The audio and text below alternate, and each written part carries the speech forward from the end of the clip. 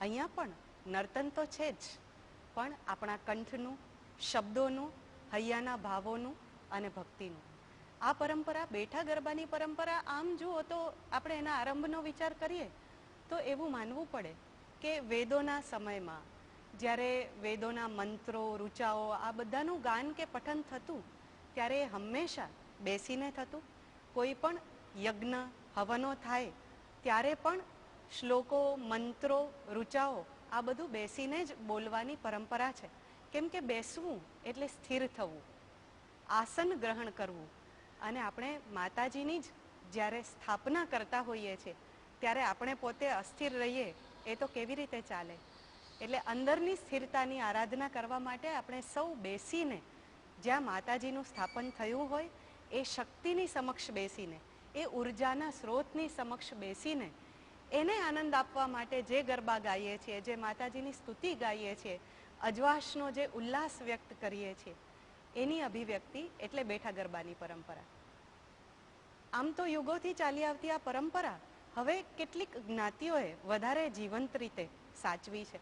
ખાસ કરીને નાગરો, નાગર બ્રાહ્મણો, એમના પરિવારોમાં નિયમિત સ્વરૂપે આખી નવરાત્રિ દરમિયાન માતાજીનું વિધિવત સ્થાપન થાય, ઘટ સ્થાપન થાય, જેને આપણે એવું પણ કહી શકીએ કે સ્થાપન ઘટ્ટ સ્થાપન થાય.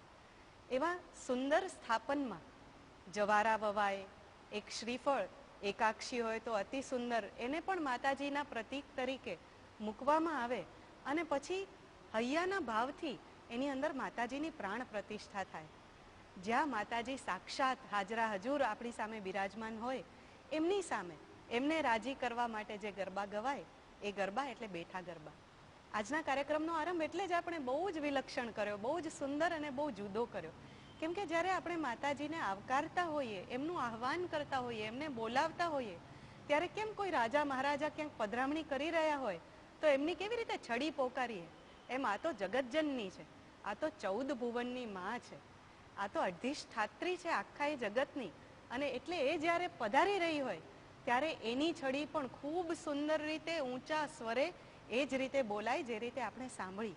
એમાં છડી હોય, મશાલ હોય, માતાજીની માંડવડી હોય અને પૂરા ઠાઠ માઠ સાથે રાજાધિરાજની જેમ, રાજરાજેશ્વરીની જેમ એ માતાજી આ ધરતી પર આપણા ઘરમાં અને આપણા અંતરમાં પધારે ત્યારે કેવા આનંદથી આપણે કેવા ગરબા ગાઈએ. એ ગરબાઓની પ્રસ્તુતિ, એ મધુરતાની પ્રસ્તુતિ ચાલો આજે આપણે માણીએ અને એ ભાવમાં જબોળાઈએ.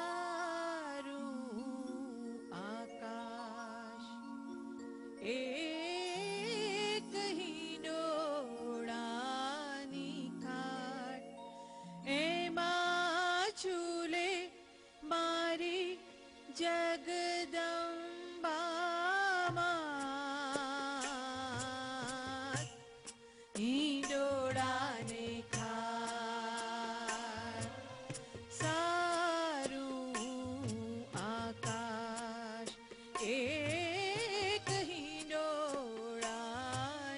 ખાય એમાં ઝૂલે મારી જગદંબા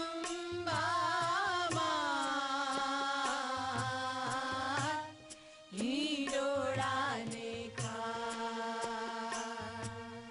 દશે દિશાય એનો હિંચકો રે ઝૂલતો દશે દિશાય એનો હિંચકો રે ઝૂલતો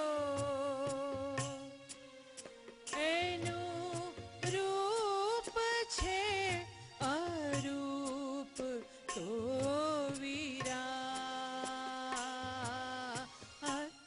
હિંડોળાને ખાય સારું આકાશ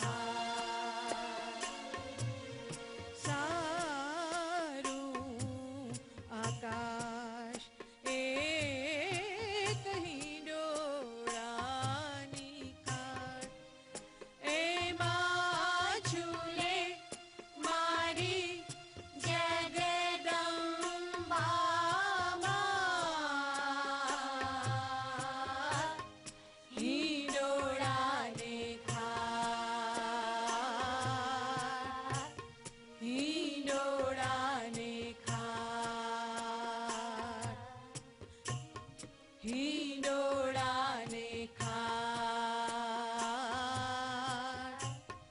હિંડોળાને ખાટ. એવું માતમ છે નોરતાનું કે ગરબામાં પગલું પરખાઈ જાય માનું.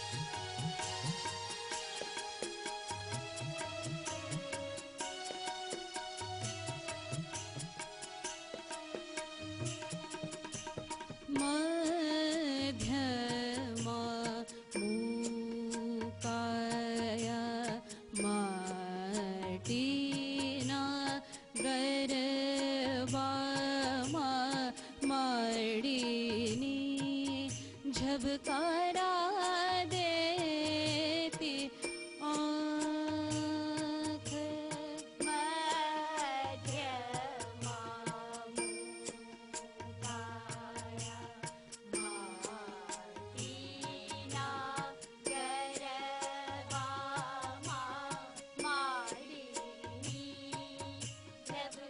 ઝબકારા દેતી આસો પાલવને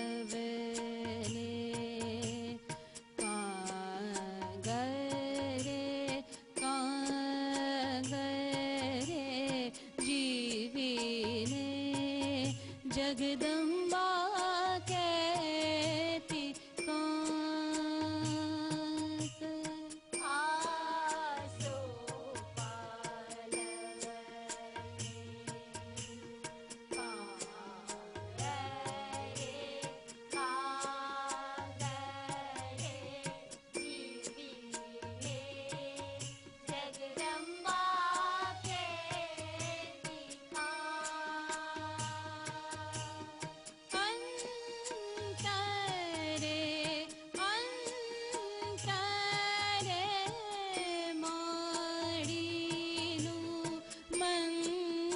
મંદિર ગરબો તો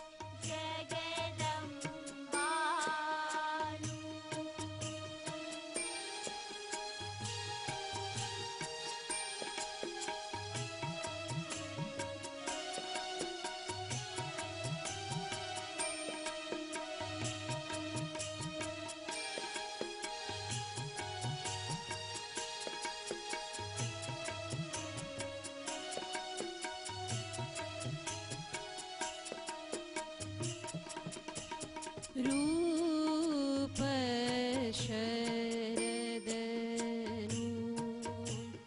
ધરીને મુખે અંગે ધરી કાળી રાત રૂપ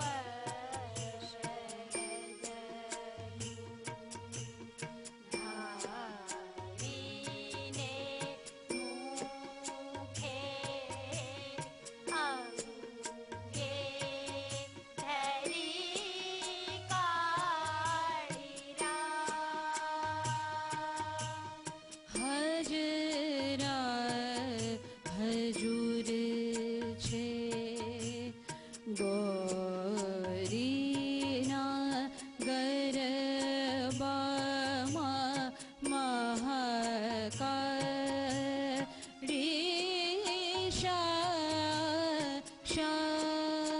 સાક્ષાત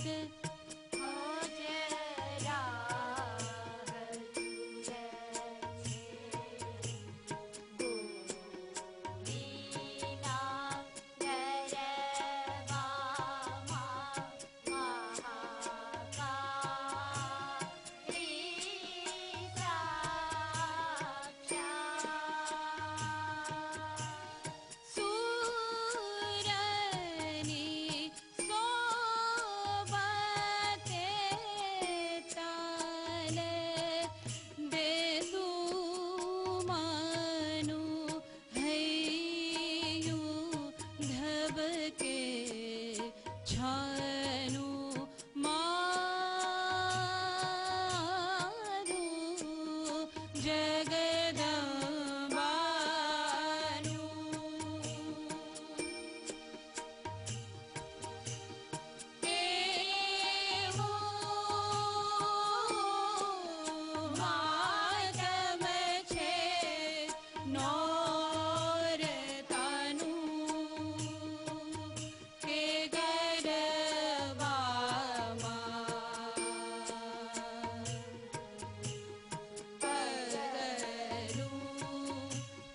ખાઈ જાય માનું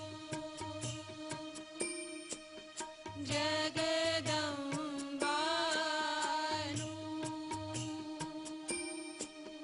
જગદંબાનું